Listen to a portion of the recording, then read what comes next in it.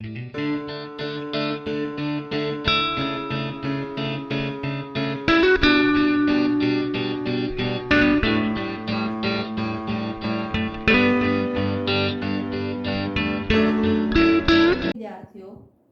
आज की हिंदी की ई लर्निंग कक्षा में आप सभी का स्वागत है। आज हम महादेवी वर्मा द्वारा रचित गिल्लू संस्मरण का अध्यापन करेंगे। संस्मरण, जिसे अंग्रेजी में मेमोयर कहा जाता है, जो कि स्मृति पर आधारित होता है। इस संस्मरण में भी गिल्लू, जो एक गिलहरी नामक जानवर है, जिसे महादेवी वर्मा ने पोषित किया है। महादेवी वर्मा वैसे भी पशु पक्षी प्रेमी है। उन्होंने और भी बहुत से संस्मरण लिखे हैं जो पशुओं पर और पक्षियों पर है। इस संस्मरण में हम गिलहरी के जीवन और उसकी जातिगत विशेषताओं के बारे में पढ़ेंगे।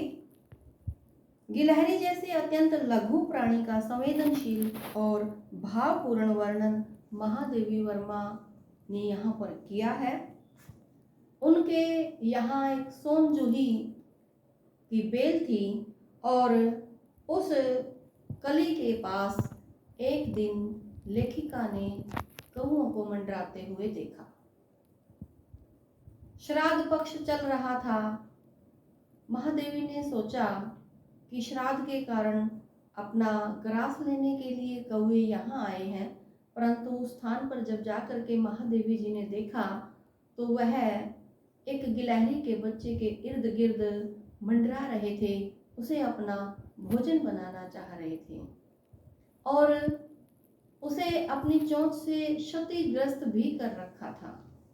तो महादेवी ने उस गिलहरी के बच्चे को उठा लिया, उसके घावों को साफ किया, उसकी मरहम पट्टी की। वह 2-3 दिन में ठीक हो गया। तब महादेवी ने उसके लिए एक झूला बनाया जो उसका आवास स्थल बना और उसमें वह बैठने लगा। थोड़े समय बाद वह महादेवी से इतना घुल मिल गया, जब भी महादेवी जी लिखने बैठती तो वह उनके पास आकर के उनके कंधों पर उछल कूद करने लगता। जब वह सोनजूही की लताओं को देखती तो वहाँ भी वह उनके साथ उछल कूद करता। महादेवी जैसे कि पशु पक्षी प्रेमी थी, तो उन्हें पक्षियों से बिल्कुल भी या पशुओं से, जानवरों से डर नहीं लगता था। अब जाति सी गिलहरी होने के कारण ही उन्होंने उसको निक नेम दे दिया गिल्लू, जो कि हमारे संस्मरण का नाम भी है। जब भी वह लिखने बैठती तो वह पास में आ जाता। भोजन के रूप में उसे काजू बहुत पसंद था, जो महादेवी जी उसे देती थी, और घर में जब कोई आ जाता तो वह तुरंत महादेवी के पास से उसके लिए बनाए गए उस झूले वाले आवास पर जाकर के बैठ जाता था।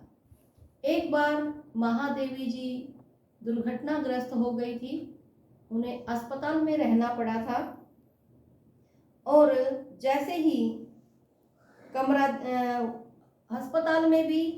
अस्पताल से आने के बाद जब वह अपने कमरे में आराम कर रही थी तो गिल्लू उनके सिरहाने आकर के ऐसे उनके बालों को सहलाता था जैसे कोई किसी बीमार व्यक्ति की सेवा कर रहा हो। तो ऐसा भाव देख करके महादेवी जी बहुत प्रभावित होती थी। उसके नन्हे नन्हे पंजे उन्हें बड़े सुहाते थे जब वह उनके बालों को सहलाता था। इस प्रकार गिल्लू लेखिका से पूरी तरह से हिल मिल गया था और बड़ा अपार प्रेम और स्नेह था दोनों में आपस में। जीवों में गिल्लू ही था जो महादेवी जी से समानता का व्यवहार करता था। खाने के कमरे में वह उनकी थाली में आ बैठता था, तब महादेवी ने उसे थाली के पास बैठना सिखाया।